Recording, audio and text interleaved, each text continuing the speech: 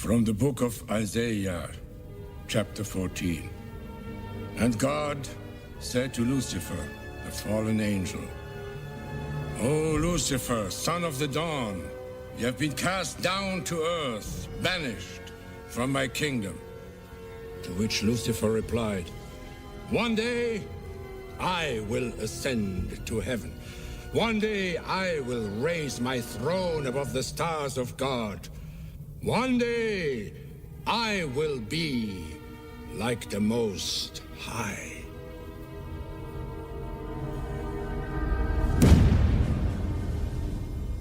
That day, Lucifer's day, has come. 5 centuries ago, we received our first sign. The astronomical clock was built. Its purpose, to announce to the world the date of Lucifer's return. The clockmaker tried to destroy his work, asking for God's protection from the wrath of Satan.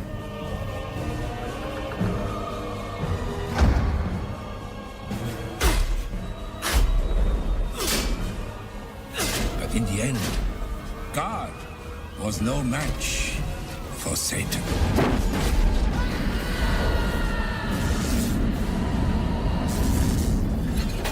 The clock came to life. The countdown began.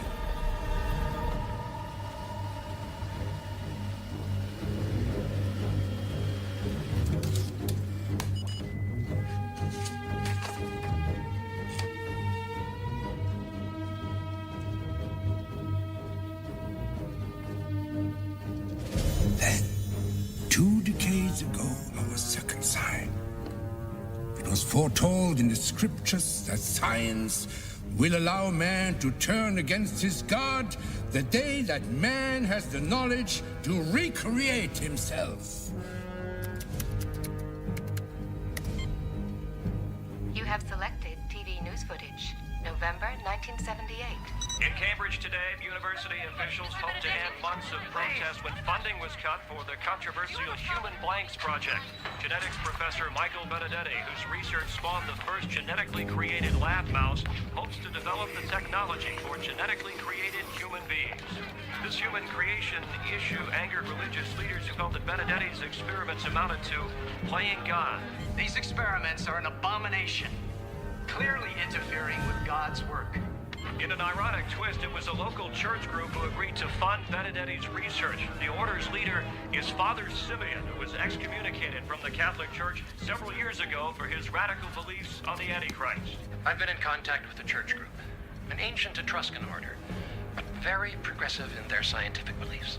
Our mission now is to find 18 beautiful angels, as foretold in the scriptures, to present to Lucifer, and one of them will be chosen to continue his work on earth. Satan will no longer be beast, but beauty. Nazi! Mozzarella! Nazi! Gonna be late. Overslept. We like you, it's your birthday! Laura, you give me a test today. Well, I'll drop you on my way. Besides, if they're anything like my students, I'll be only too happy to have you show up late. Hey, happy birthday. Thank you. Oh, I'm sorry I have to work tonight, but we'll celebrate on Saturday.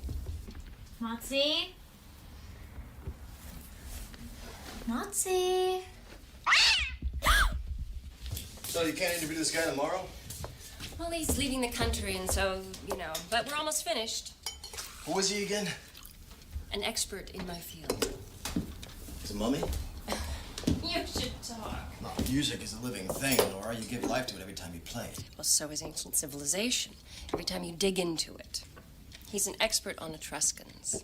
Oh, sure. Snails. No, those are crustaceans. Where's the cat carrier? He's freaking out. Right on the chair. Lucy, what's with the cat? He has a vet's appointment. He's too fat. He's gonna have a heart attack. You shouldn't be feeding him so much cooked chicken, sweetheart. Mom, don't forget the camera. Got it. The vet said to take before and after pictures. What, the cat's modeling for cow can? At least we'll have one model in this family. One's enough. You know, Catherine's dad's in advertising, and he said that if I worked really hard... And so it was the sole purpose of the 15th, 16th, and 17th century composers to set God's word to music. Not a bad lyricist, I might add. Yea, though I walk through the valley of death, the Lord is my shepherd. I shall not want. Likewise, this was not an invention of 20th century television, but of Vivaldi, creating an underrhythm to counterpoint the mesmeric recitation of 17th century church Latin.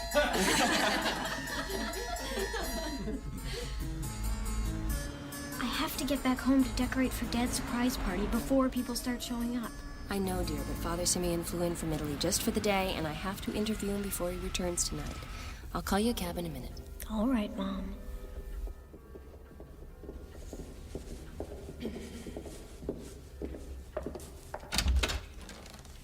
Father? Father Simeon, how are you? This is my daughter, Lucy.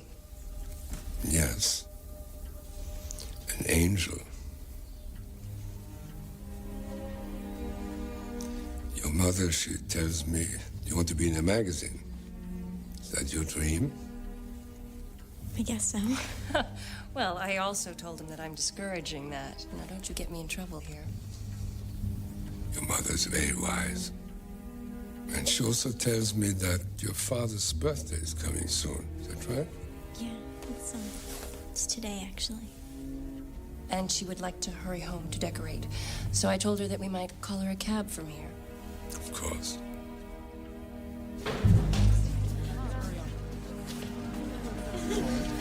I'm sorry.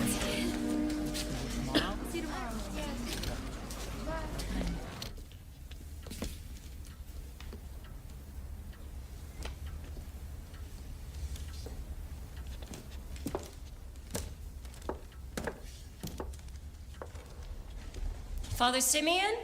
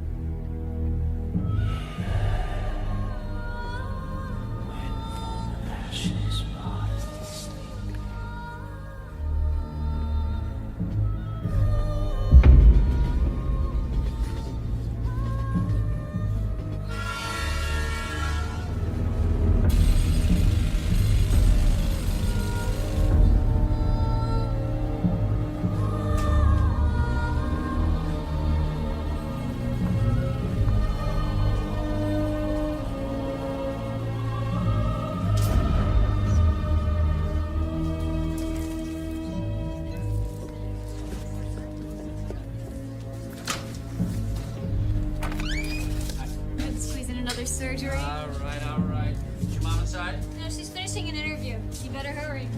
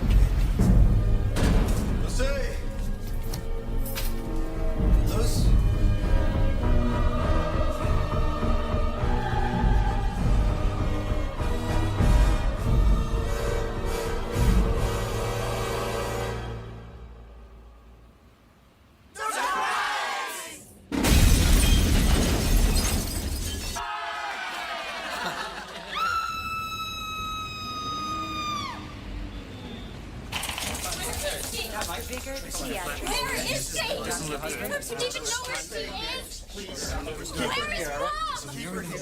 Mom? I'll be right back. Dad! Why can't you let me see my own mother? What do you say? She's gone. Tell me. I'm sorry. Mom! She's No. dead. I'm sorry. I'm sorry. Mom! God, no. Lucy, no. No!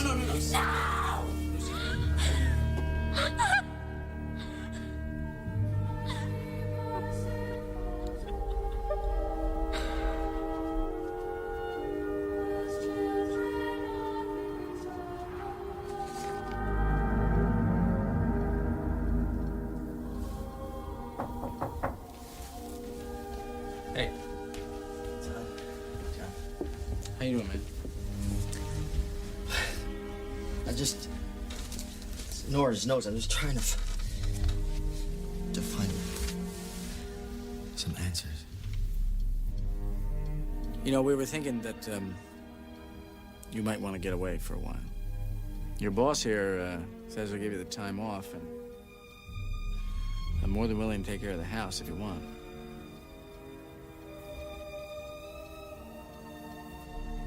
I just wanted to say that, my mom saved this cat. He was trapped in a crate of mozzarella behind an Italian restaurant. We think he ate too much and couldn't get out. He loved her for that. Almost as much as I did. Almost as much as my dad. He might not know she's gone, but I know we'll all miss her. And I'll be glad to see her again someday. In heaven. And I don't know what all I know is she was happy.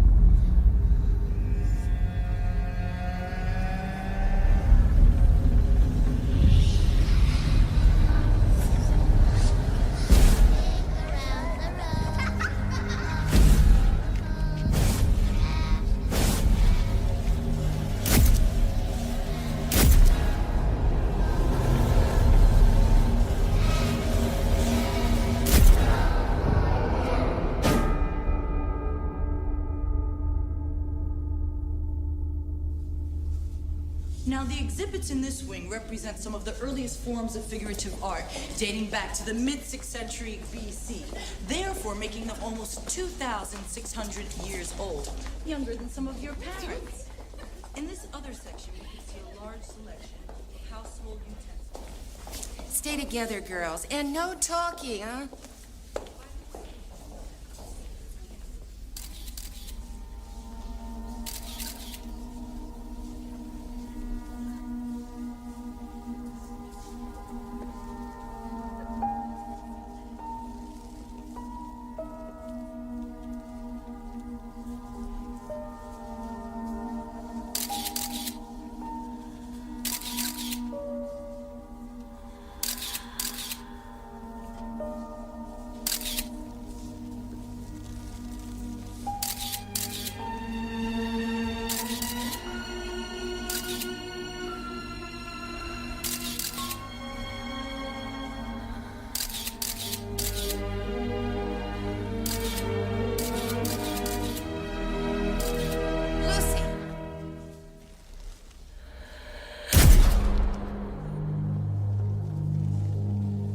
You stand there and pose for some strange guy with a camera? He wasn't strange. He was a real guy, like a professional. So what if he was? You don't know what he'll do with the pictures. Why would you do something like that?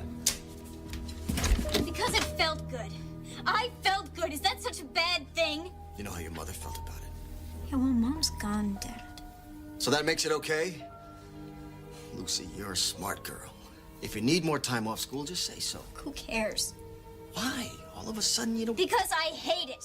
That's why.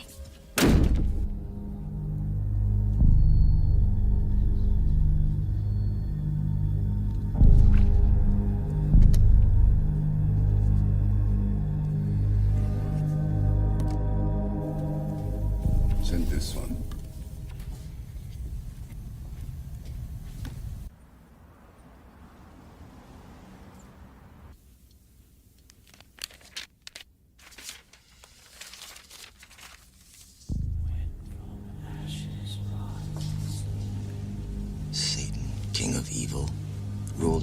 Christ. The child of grace.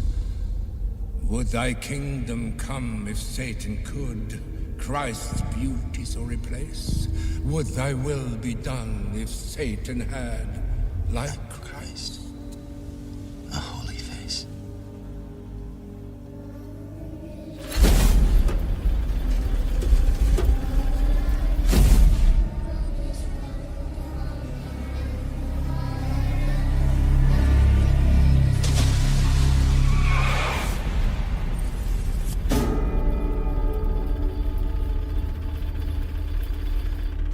So what else did she say?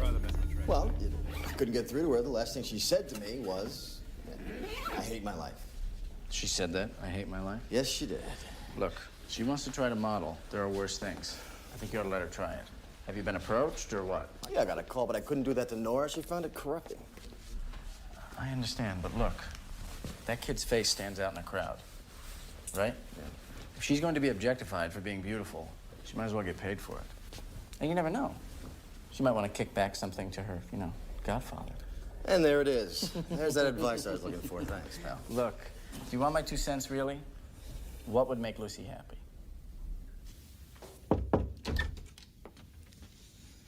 Hi. Hi.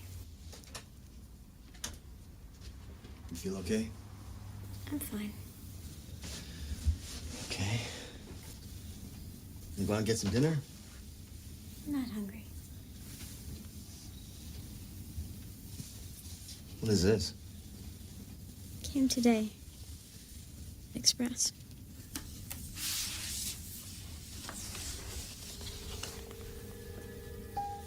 Do you like it?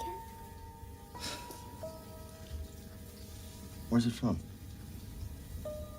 Florian Favino is a genius, and this kind of discovery is his trademark. Kathy in a mosque in Somalia. Annabelle in a soup kitchen in France. Look, he discovers them in odd places, but they're all making up to $10,000 a day on the runways of Paris and Milano. So, what's in it for you? 20%. In exchange, we cover 3 months training with Florian and his wife in Italy. We provide you with first-class tickets to visit her once a month. Wait a minute. Visitor? You gotta be kidding. Did you think I'd let you take her alone?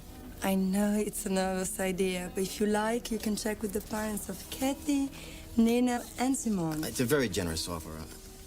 I'm sorry, I'm just very uncomfortable with being separated from my daughter right now. I'm sorry. Excuse me.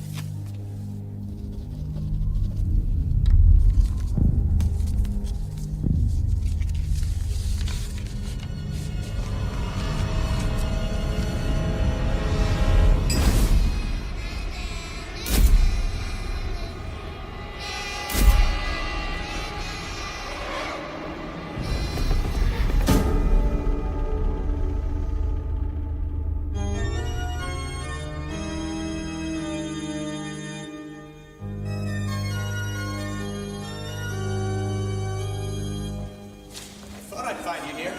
How'd you like to play that on the world's oldest church organ? La Chiesa di Santa Maria in Rome. They're renovating and want someone to document their music archives. They sent this inquiry to the department and requested you by name. You're more famous than I knew. Read the part about how these works have been sealed since the 16th century.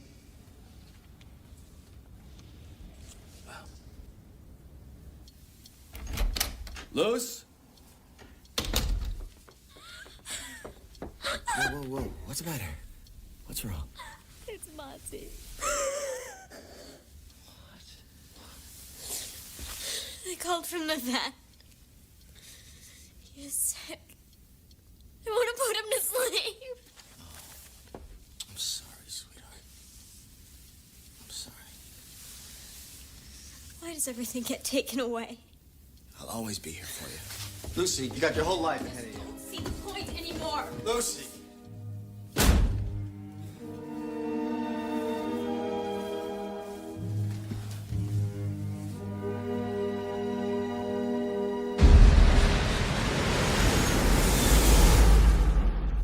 Are you awake?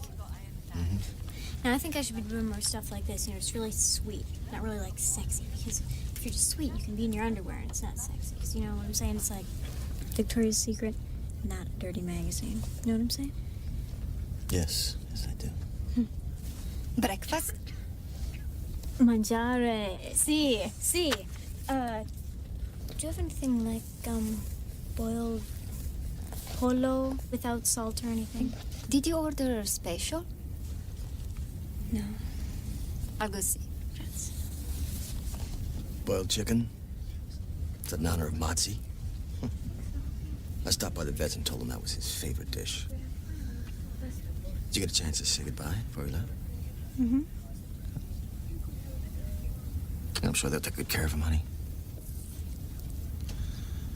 I didn't think so. No chicken. Maybe fish? Si. Lucy?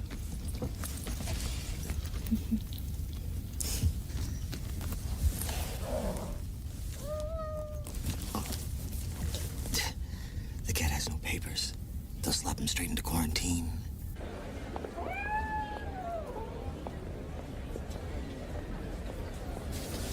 Let's stay calm, stare straight ahead. No eye contact. Buongiorno, signorina. Miau.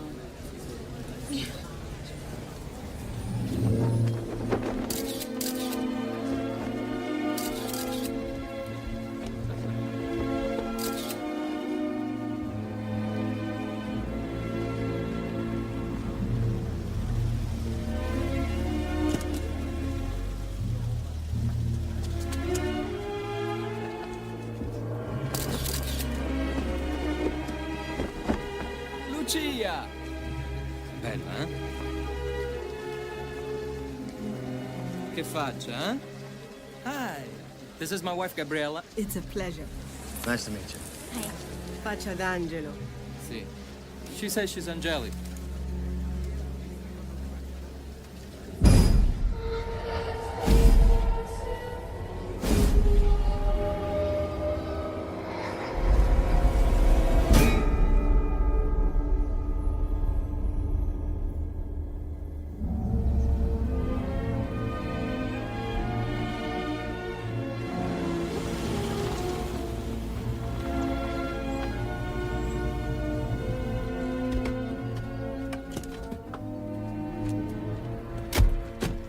Valle d'Ombroso, Lucia.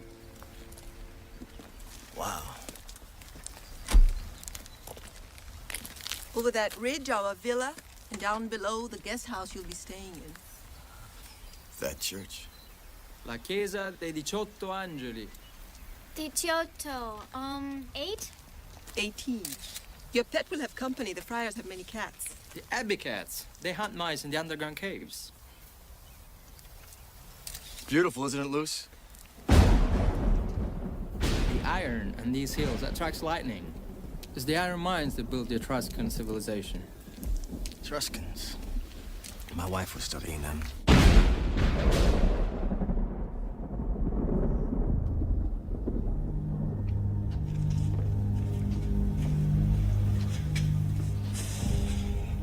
You said you wanted to speak with me. Yes, Dr. Benedetti. You have been on this project now for quite some time. I'm afraid your work is concluded. I don't understand. I thought we shared an interest in this research. We will arrange for your return to the States. What's going on here? This is all for a higher purpose than you could possibly understand.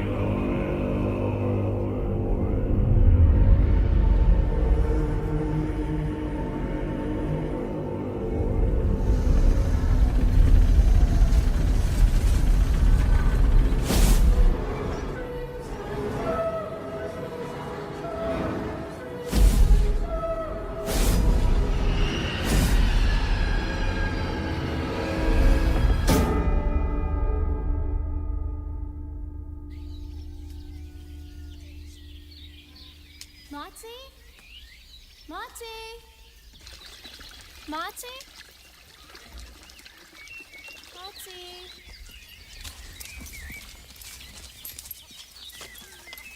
Have you seen a cat around? A cat? Gatto? Gatto. Ci sono dappertutto. No, my cat. He's gray, really fat. Could you look for him? Vieni. Yes. Come on. Vieni.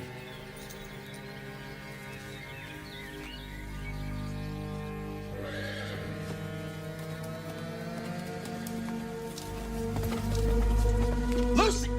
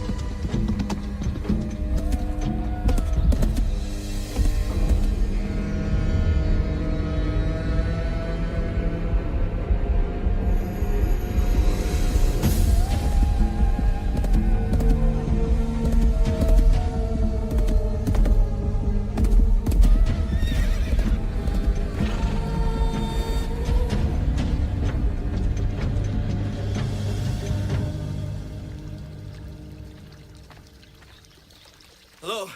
Scusi. Mr. Stanton? I'm Maria Elena. Maria Elena. Who's the guy with the horse? Damiano. Who's Damiano? He's in charge of the animals. Well, what the hell does he think he's doing? Do not worry. He has great control of them. Sometimes I think he is one of them. Look, my daughter is out there with him in nothing but a nightgown, and... They will be back soon. Come and have breakfast.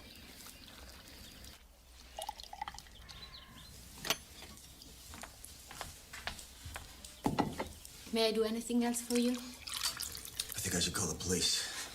We have no polizia in Poggio. I think there is a guard at the bank with a gun. But you wouldn't want to shoot Damiano. No, I'd like to kill Damiano. Now is your chance. Thanks. We saw him, but he got away. What the hell are you doing? Looking for Motzi. Daddy had this disgusting mouse in his mouth. Like Look, he wouldn't... I don't want to talk about Motzi. He's not even supposed to be here. I don't want you riding around the countryside with some stable boy, half naked, that you don't even know. Dad, you don't understand. He There's put no the excuse for phone that. right You know better. Now go get dressed. I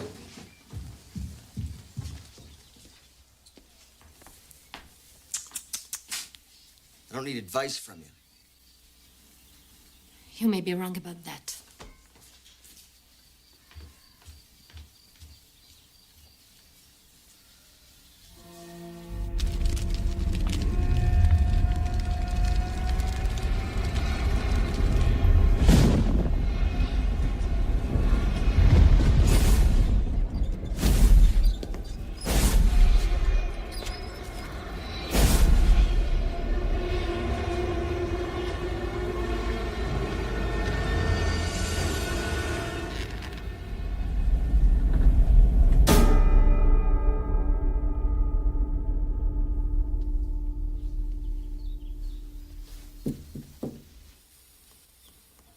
Yes. I apologize for my anger. I don't usually...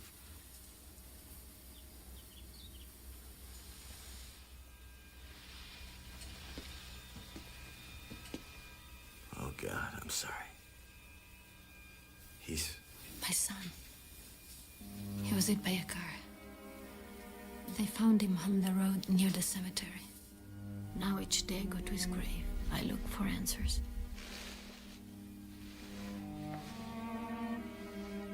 He was beautiful. Do you have another child? Yes. And I would do anything for him. Listen. My problems are of no importance to you. Well, again, I'm sorry.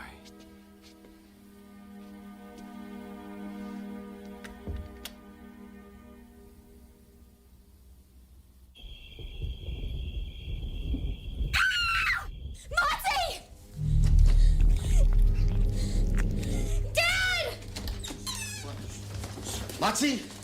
Moxie, drop it! Drop it! Monty!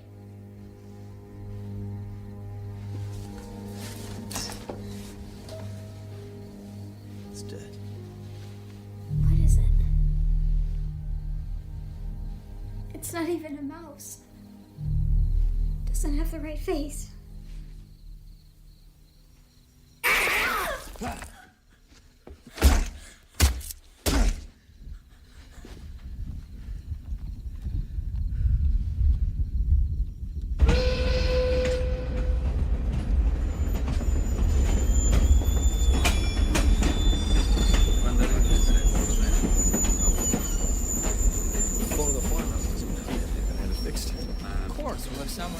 Taking you to work.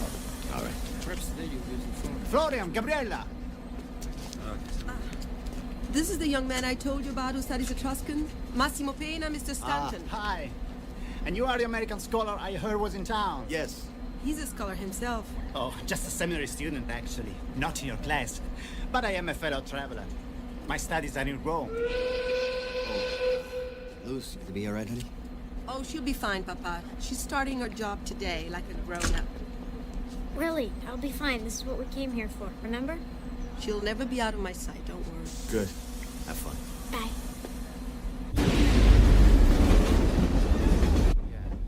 There you are. So you are interested in Etruscans? Well, my wife was, yes. Oh, well, this is the place. Like the church above your valley. Was once Etruscan. Well, that's called, Il Diciotto. Oh, very good. La Chiesa dei 18 Angeli, the Church of the 18 Angels. A very strict monastery now. The rector allows no visitors. Massimo, Signor Stanton's not interested. You know he's an expert, because he'll talk your head off. Because it is interesting. This church, for instance, is named for the Etruscan legend that the return of the devil will follow the appearance of 18 angels. You're earnest, Massimo, but very gullible.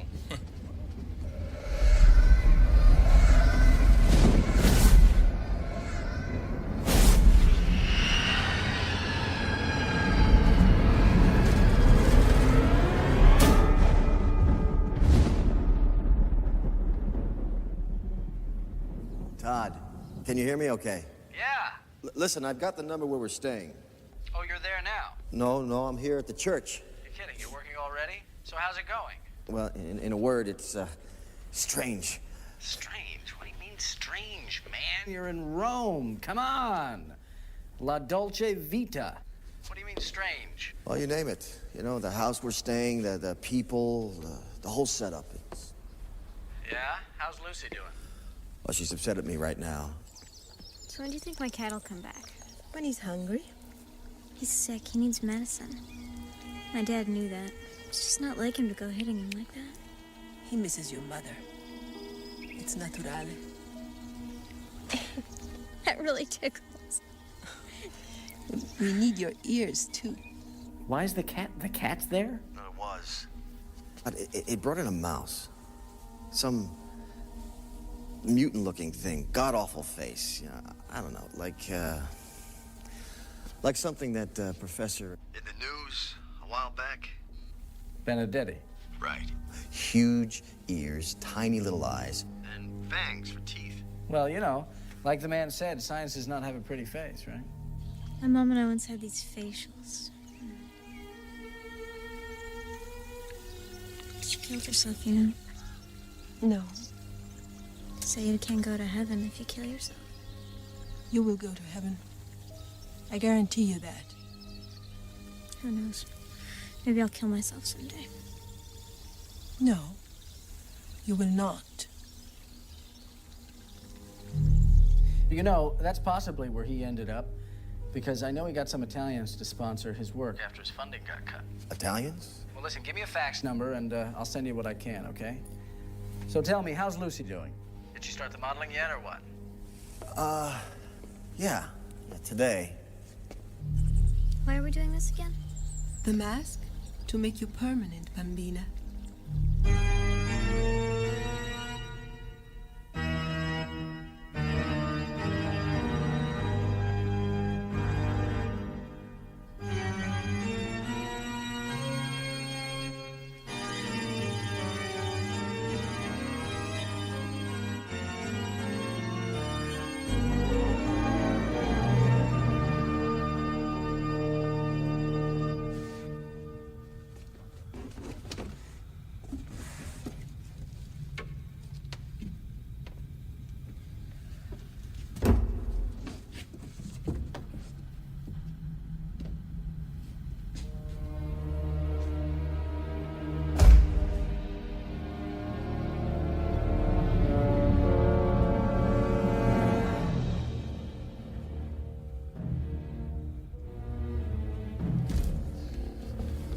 A child was just brought in. A dead child!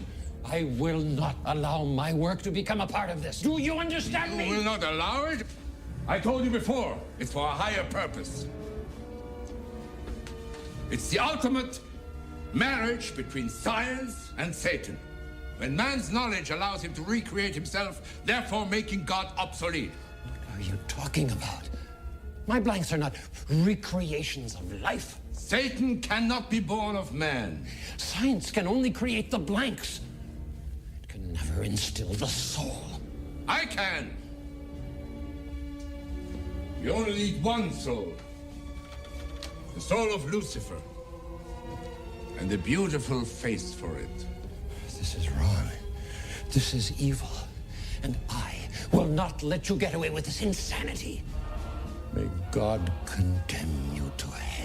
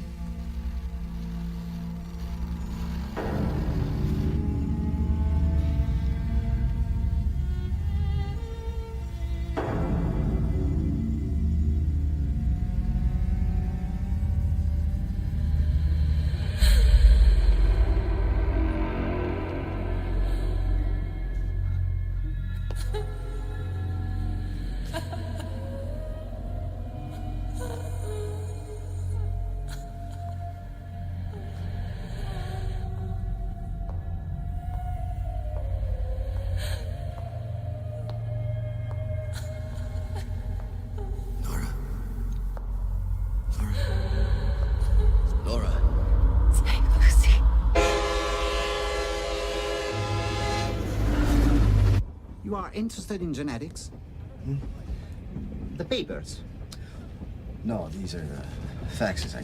This is Simeon. Father Simeon. You know this man? See. Yes. Did I not mention him to you? The rector at the monastery above the valley. The one who will let no one in. That's his church? One of them. They also have a parish in England, I believe, and in America.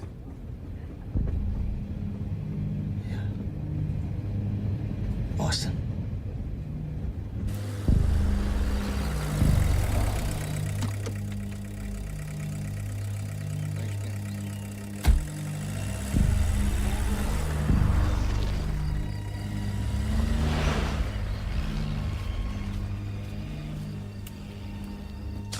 I found these. You went through my bag? When I was unpacking. Who is he? It's the priest. We went that day. Yeah, but who is he? What were you doing there? Look, I don't know. She was interviewing him for some article. She wanted to take his picture. He wouldn't let her. I don't know. Did he say anything to you? He said I was beautiful or something. I don't... What happened next? I told you. She got me a cab, and I went home.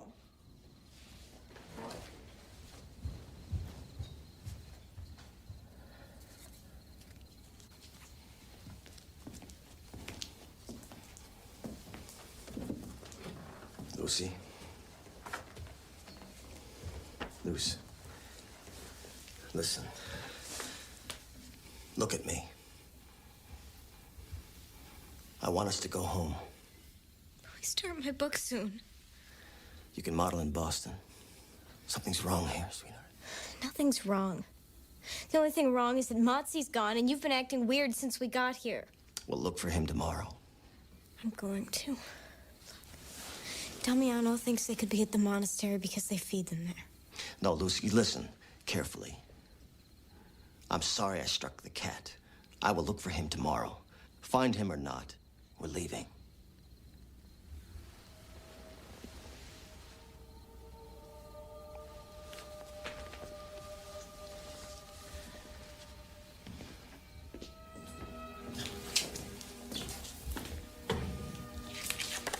You must know him. No. The church on the hill, the monastery. You've never been there. They allow no one in. Look, this man, this priest, was the last person to see my wife before she killed herself, and now he's here, and we're here. Then leave if you must. Just go. Look, I'm sorry about your wife. Maria Elena, tell me. Tomorrow I say goodbye to my son. Then I do make arrangements to leave. If you know something. Good night.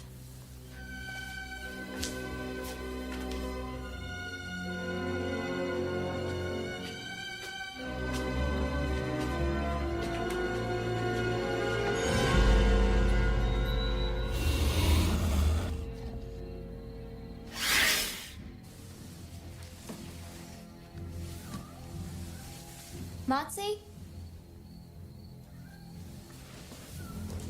Motsy?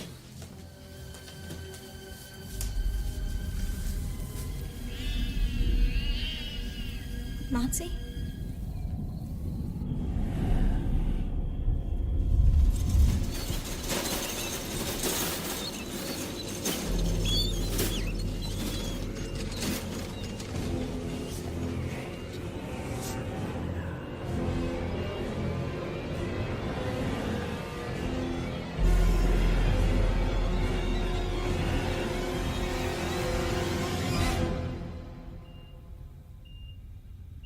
God creates man in his own image. Thus, Satan cannot be born of man, instead using man to create vessels of perfection. For his triumphal return to earth. See note.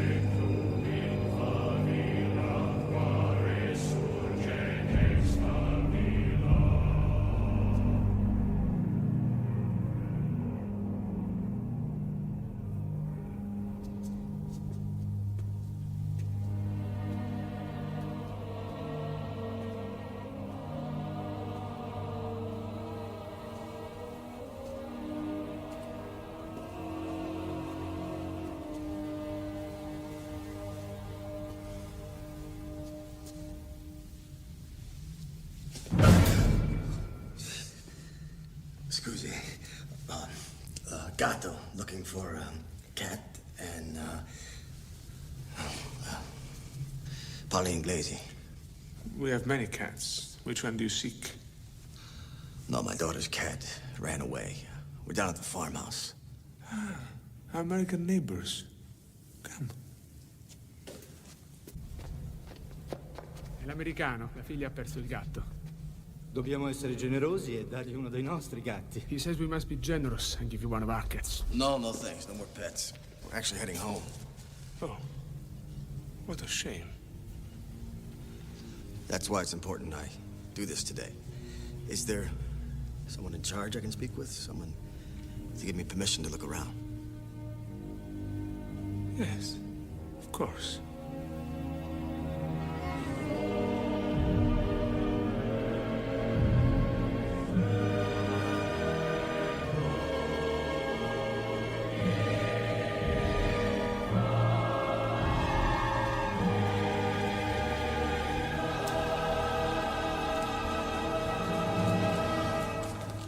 Padre, il signore qui abitava a Ledambroso, è il nostro vicino. Hello, Father. Nice to meet you. Grazie. Il signore ritorna negli Stati Uniti. Perché? Prima della Santa Pasqua? He says it will be a pity for you to miss the pageant of Easter. You do speak English? Pochissimo. Sono senza speranza. He's saying that he's hopeless. But you had a conversation with my wife, Nora Stanton. Ha conosciuto sua moglie, la signora Nora Stanton. Sì, sì.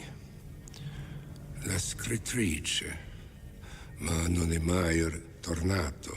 He's saying, yes, the writer. Is she with you? She never came back. No. She's not with me anymore. La moglie non sta più con lui. Capisco. In America ci si divorzia facilmente. What did he say? In America divorce is too easy. She ended her life. You were the last person to see her. Now, I want to speak to you, and I want to speak to you in English. Did my wife say anything to you to give you any indication? E dice che la moglie si è suicidata. Le ha detto qualche cosa prima? Io ho fatto solo delle domande, io ho dato delle risposte. He's saying she only asked questions and he only gave answers. Un'intervista. Interview. Well, that's not true. He remarked how beautiful my daughter was. They had a conversation. And she does not speak Italian. He spoke in English. Mi scusi. No, excuse. Please, I need to speak to you about my wife. Please.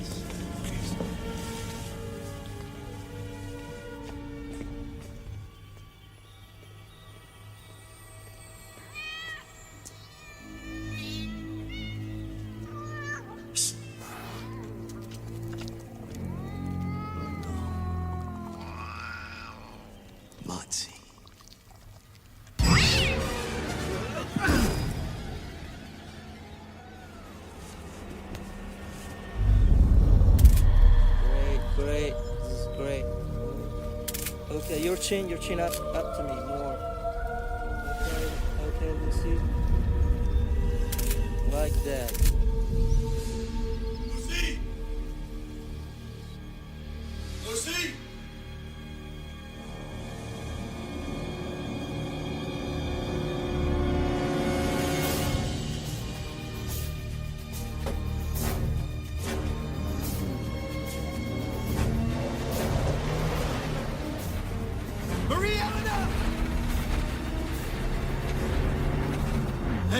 Where's Lucy? Oh, maybe go with Mary Ellen. I need your truck. Sì.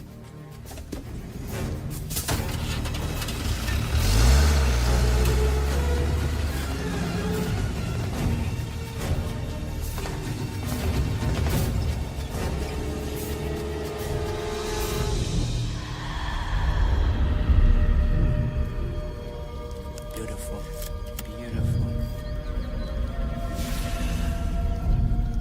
Pronto? Sono Damiano. Sì? He's gone.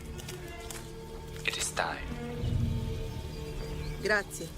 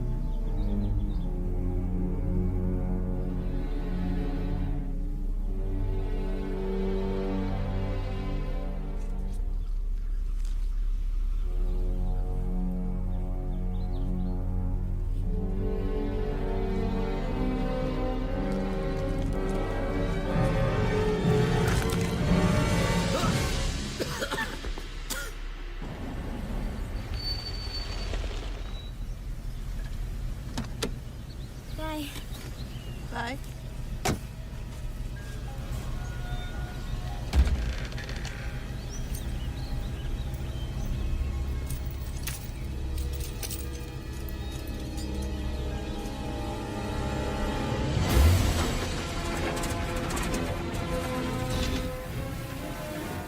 Would thy kingdom come if Satan could Christ's beauty every place? Lucy. Would thy will be done if Satan had, like Christ, a holy face? A holy face. A holy face. Help me, Daddy! Help me, Daddy! Help me, Daddy! Help me! Help me, Daddy! Help me! Come on. Come on. Lucia! Come in, have something to eat.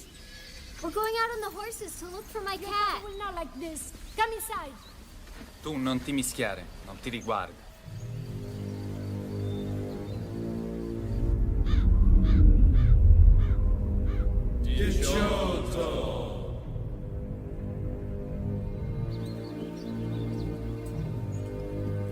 Oh. I forgot something. Hold this, please. Okay. Like this. Good, let's try.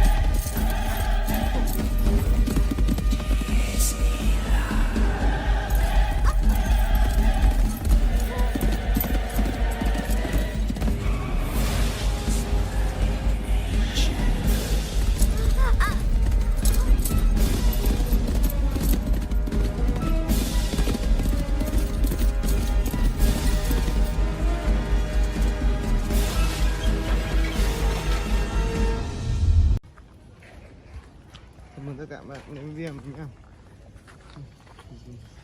Giới thiệu các bạn đây cây rau lang vườn này trồng xuyên canh xuyên cư. Cây rau lang đây là mình dòng để mình lấy rau thôi, mình không lấy củ. Rau luộc xào mẻ rất là ngon. Thời tiết Bắc Bộ đang mưa, các bạn nhìn nhé, hạt mưa rơi xuống này.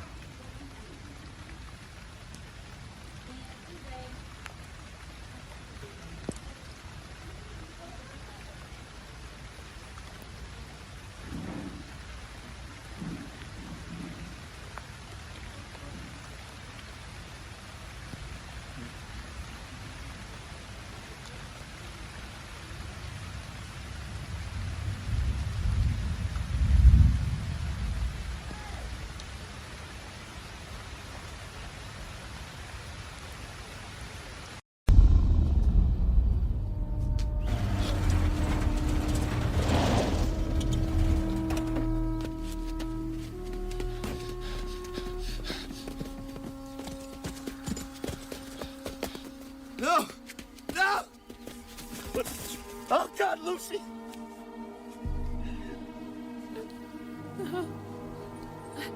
We need a hospital! A hospital!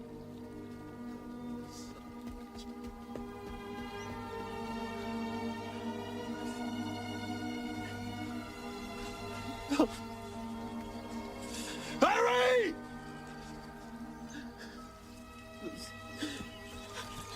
You let this happen. God forgive me. Did she make the mask?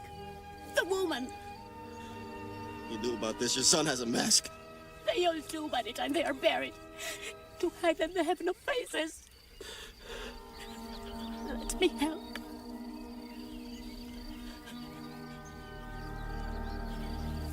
I will take you.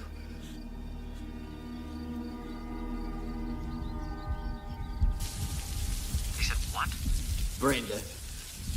She was caught in a rope around her neck.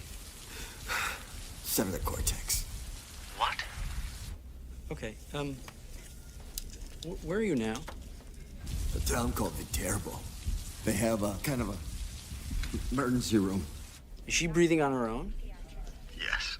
Well, then she did not sever the cortex. Who told you that? The doctors. Well, they don't know shit. Give me the number there, and I'm gonna call them back. And don't tell me anything about brain dead. Do they even have the kind of equipment they need to monitor that there? I don't know. Okay, here's what you have to do. You have to get her to another hospital. Outside of Rome, in Rome, I don't know. Can you get her out of there? There was a woman, but... Okay, find someone. Find someone you trust. I'm going to my office, and I'm going to hook you up with the doctor in Italy. All right? Right.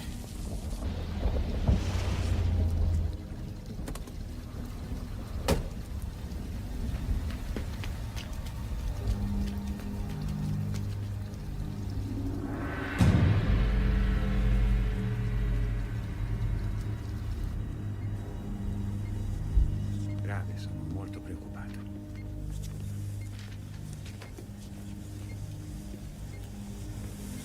Who are you? I'm Dr. Rinieri, a specialist in spinal injury. Oh, we don't need you, doctor. I'm taking her out of here. Our doctor in the States is arranging the whole thing. Please, I need you to contact Pena, Massimo Pena, in Valle d'Ambroso. Tell him what's happened and ask him to please come here now. Please. But, Signore, there is nothing that can be done. We'll see about that. I deal often with patients in her condition for organ transplants. I was going to suggest we move her for that purpose. Wait a second. You listen to me. This child is not brain dead till I hear from someone who knows. She's leaving here, and she's leaving here in one piece. As you wish.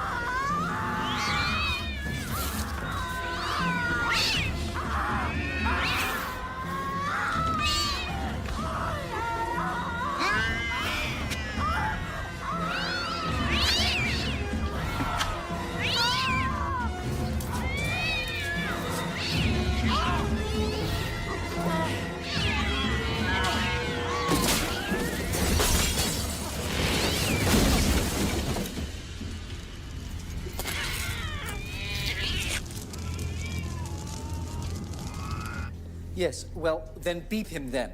Okay, do you understand? It's an emergency. I need to speak to him right away and have him call me at that number that I gave to you. Do you understand?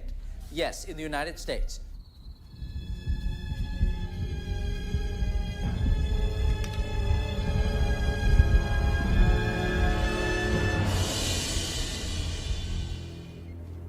There is a call for you, signore. They say for America. Would you stay with her, please? Sì.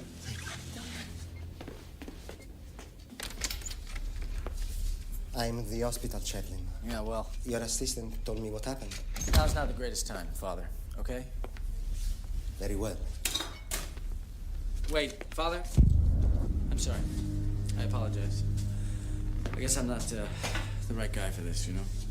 I always thought religion was a little paganistic. Were you able to reach Senor Pena? Si, he's coming. Thank you. Hello, Todd. Hello?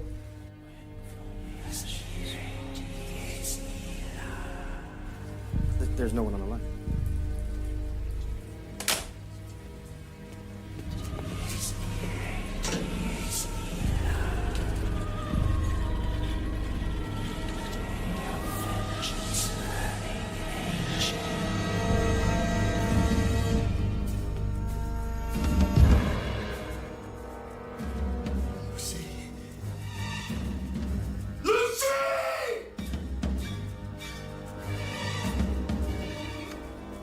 Nurse! Nurse, where is she? They took her. They said you go with her. Who said that? Take her where? Your doctor. Oh, my God.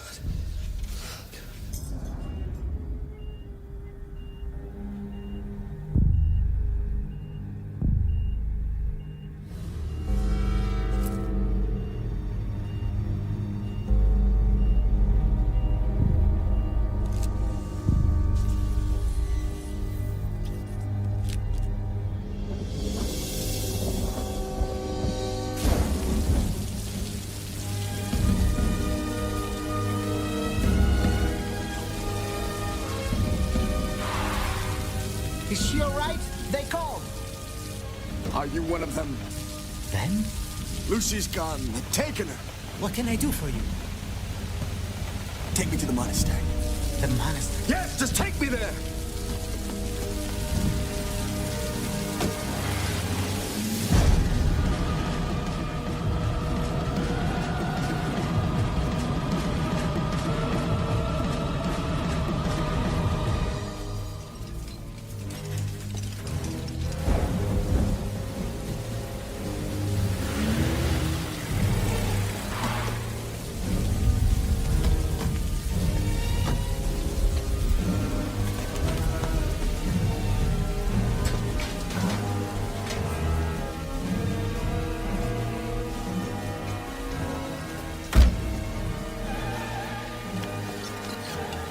Do not do this.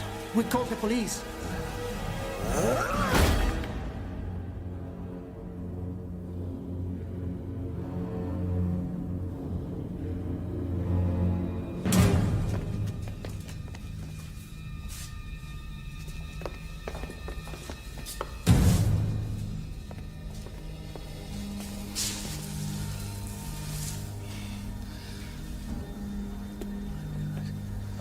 Oh mio Dio.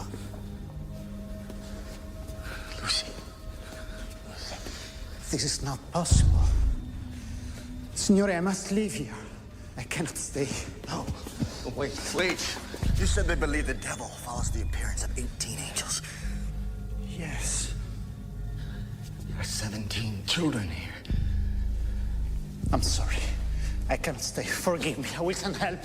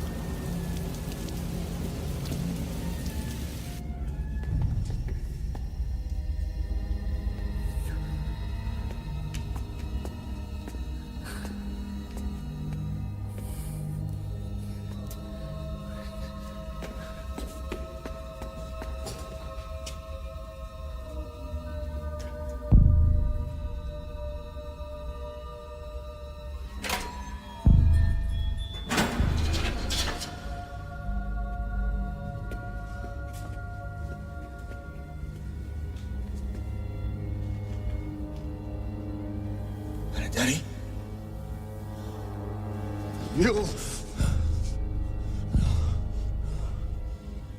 Do you know what's happening here?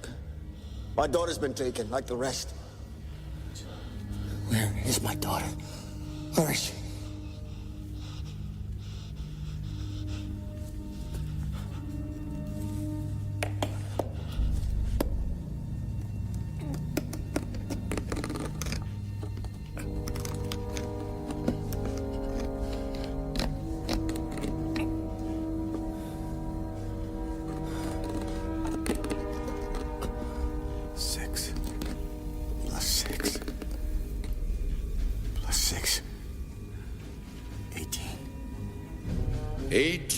Signor Stanton.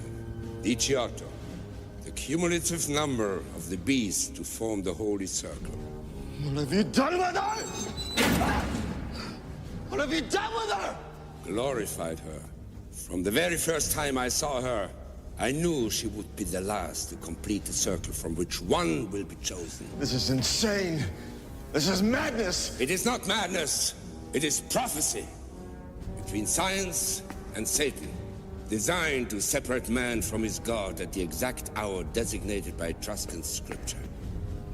No, wait! Is she alive? Tell me where she is! She's achieving perfection, like the others who lie in readiness, unaware that the best will be chosen, rising like Christ did on that glorious day. No longer beast, but beauty. Don't do this! She's my child. My flesh and blood.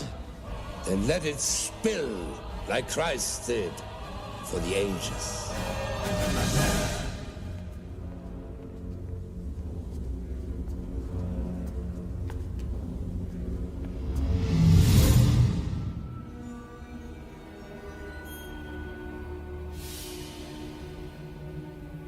Brothers, for thousands of years we have waited for this moment, and now, according to the Etruscan calendar, the day has come.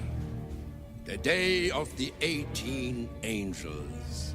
From the beginning, Lucifer, the fallen angel, wanted a perfect world, and God created an imperfect world. A world full of hate, war, and blood. Never was there a bloodier time in history than Christianity. That's why we chose Lucifer, the Light One, as our God. Man's science has created the human possibilities to make this a better world. All we need is beauty and innocence. And we have found both.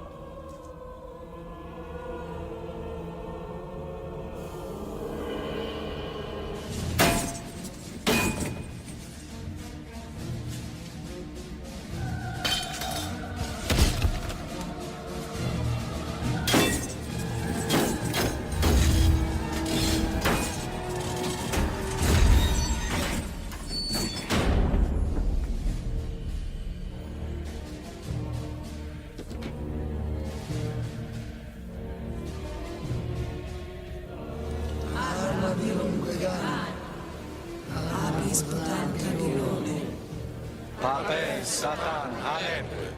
Arma cano. God is dead. Let's resurrect Lucifer.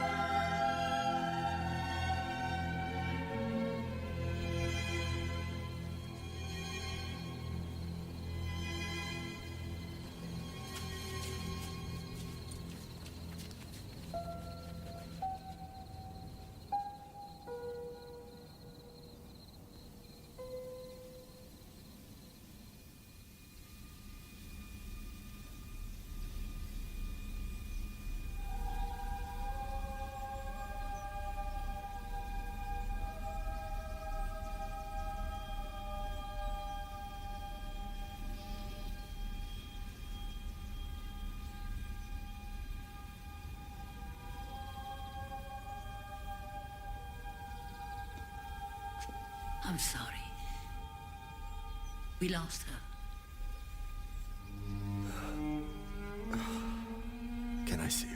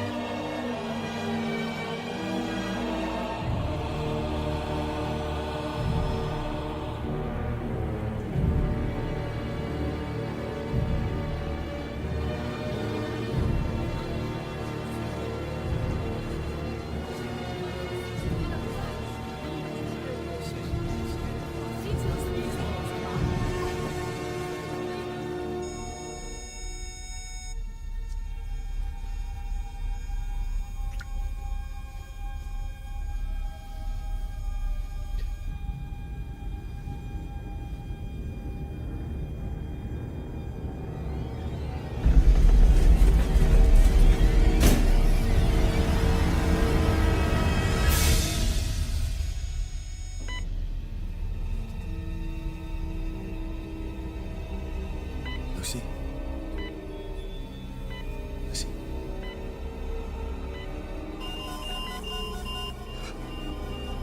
I need a doctor here! Doctor, please! Doctor! I need a doctor!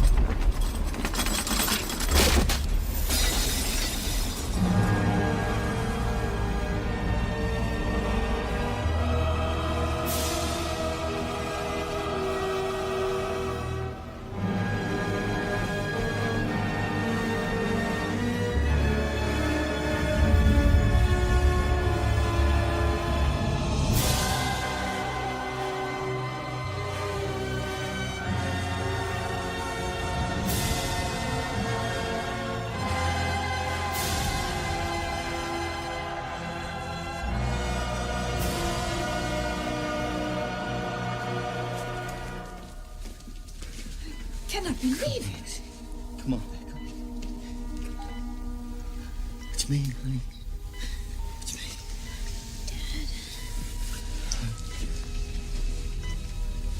Mildred.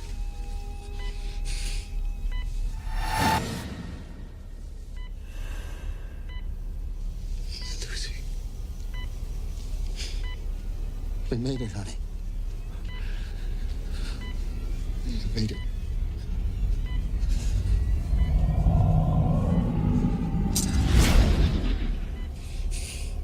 You're back.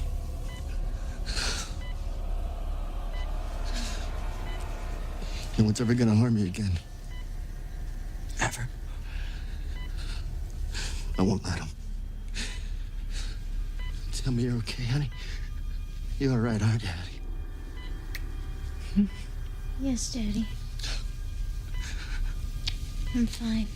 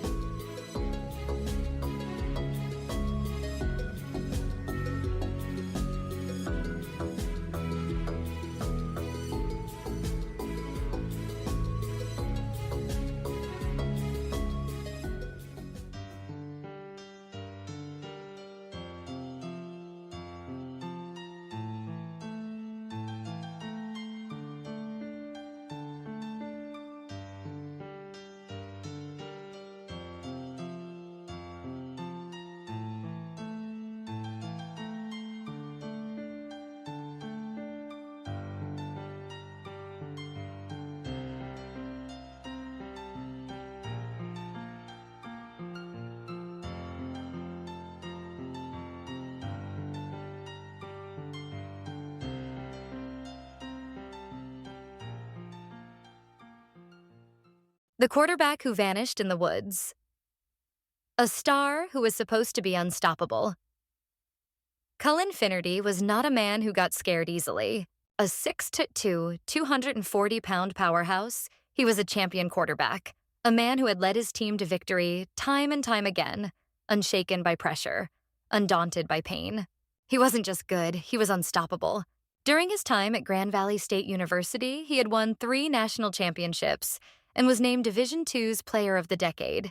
He had played briefly for the NFL's Baltimore Ravens and Denver Broncos, and when that didn't pan out, he took his talents to Europe, then to arena football. But no matter where he played, football was his life. He was built for it. Tough, fearless, relentless. But that fearless warrior died alone in the woods, face down in the dirt, his hands clenched, his body contorted in a way that no one could explain. And the last words he ever spoke were a frantic phone call to his wife, breathless with terror. "They're following me. A weekend of fishing and a vanishing act." In May 2013, Cullen had long accepted that his football career was over. He had settled down in Michigan with his wife, Jennifer, and their 2 young children. He had a good job in medical sales, a stable life, but something about him had changed.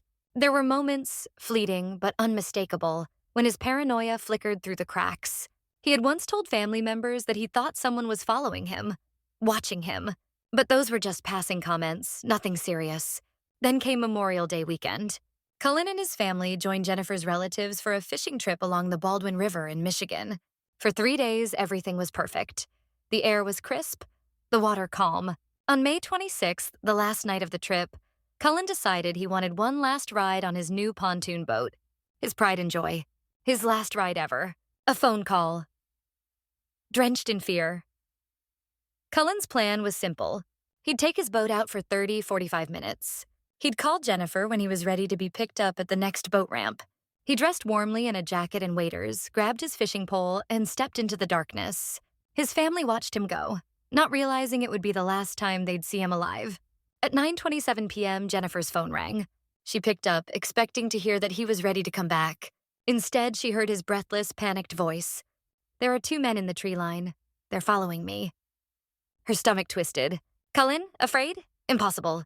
Then he said something even stranger. "I'm going to beach the boat and take my clothes off." And then the line went dead. Jennifer tried to call him back. No answer. She called again. Nothing. Her hands were shaking. Cullen was built for combat, for chaos, for pressure. What could scare a man like him? She dialed 911. The last words of Cullen Finnerty. Jennifer's family was already rushing to help. Her brother Matt tried calling Cullen himself. After several failed attempts, Cullen picked up. His voice was even more frantic than before. "They're still following me." Matt tried to keep him calm. "Where are you?" Cullen's response made no sense. "I don't know." Then a final chilling sentence. "It's getting pretty rough out here." Click! The call cut off again. The search begins. Jennifer and her family race to the boat ramp where Cullen was supposed to be. The woods were pitch black, silent except for the rushing river. No boat, no Cullen, just an eerie stillness. Then the police arrived. They filed an official missing person report and immediately began searching. At dawn, they found his boat. It was beached on the shore. 1 oar was missing. The engine was still in working order, but Cullen was nowhere in sight. It was as if he had simply vanished into the woods. Then came the chilling detail. A local resident told police that around the time Cullen went missing, they had heard blood-curdling screams coming from that exact area. Screams, but no voices calling for help. Had Cullen been running from something? Or someone? Or was he being hunted? The unexplained death of Cullen Finnerty. For 48 hours, search teams scoured the wilderness. Then, on the night of May 28th, they found him. Cullen Finnerty, the unshakable quarterback, the man who never backed down from a fight, was lying face down in the dirt, less than half a mile from a paved road. His right arm was tucked under his chest. His left hand was clenched in a fist, gripping the earth. Blood trickled from his nose, but there were no obvious injuries. His clothes were twisted, as if they had been put back on in a hurry. And his cell phone was still in his pocket, the very same phone that had pinged in multiple locations miles apart, farther than anyone believed he could have traveled in that short amount of time.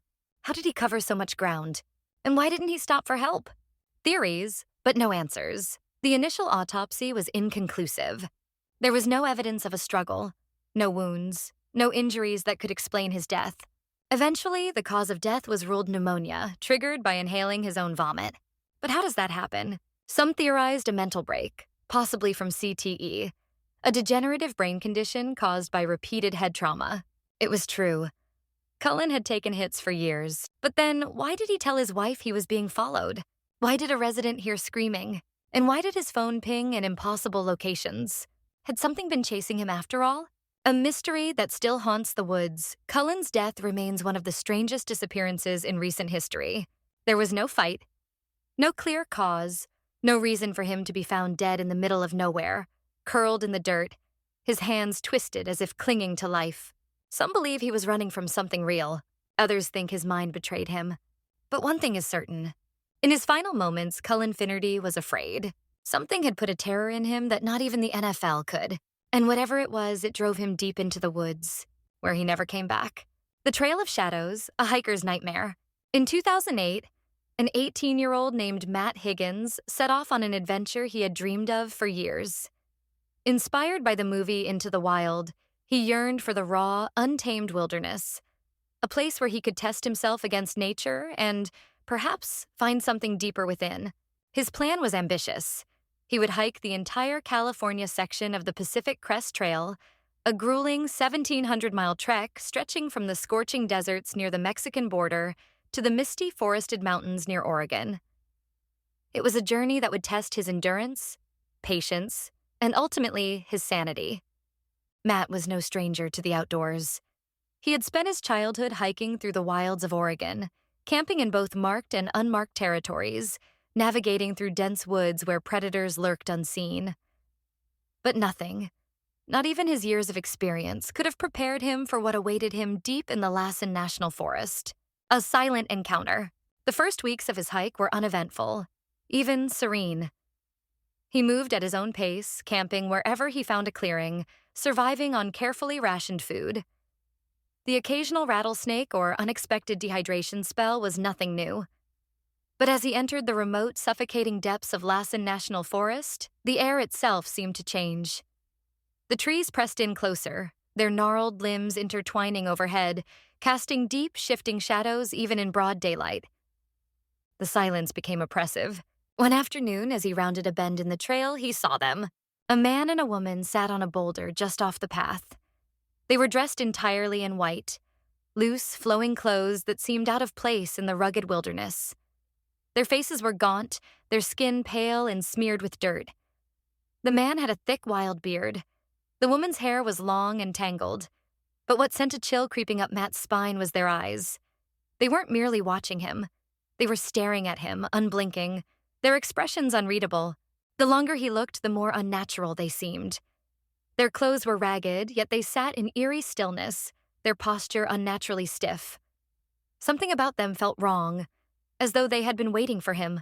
Matt hesitated, forcing himself to glance away. He muttered a quick hello as he passed them, but they didn't respond. Not a wave, not a nod, not even a flicker of recognition that he had spoken. Just those vacant, dead-eyed stares following him as he walked by. Unease prickled the back of his neck, but he shook it off. Maybe they were drifters. Maybe they didn't speak English. He had no reason to worry. Or so he thought. The first violation. That night, Matt set up camp well off the trail, pushing deep into the trees for privacy. He followed his usual precautions, hanging his food high in a tree to deter bears. The air was thick and still, the kind of night where sound seemed to carry forever. But exhaustion overtook his unease, and soon he drifted into sleep. Sometime in the early hours, he stirred. A noise had woken him, a rustling just beyond his tent. At first, he thought it was just the wind shifting through the leaves. But then, something moved. A sound too deliberate. A faint crunch of leaves. Matt held his breath. Every muscle in his body tensed. He could hear his heartbeat thudding against his ribs. Then, another step, and another. Slow, measured. Someone or something was approaching his tent. Frozen in place, he gripped the handle of his knife. His ears strained in the suffocating darkness, trying to track the sound. Then, just as suddenly as the steps had started, they stopped, Silence. The kind of silence that suffocates. The kind that makes you feel like you aren't alone. Minutes stretched on, but Matt didn't move. His pulse pounded in his ears. The air inside the tent felt thick and stifling. Finally, after what felt like an eternity, his exhaustion overtook his fear, and somehow he drifted into a restless sleep. Dawn came like a fragile promise of safety. Matt unzipped his tent, blinking in the pale morning light, and stepped outside. That was when he noticed it. His food bag was gone. Confused, he stepped closer to the tree where he had carefully secured it the night before. At first, he assumed a bear had gotten to it.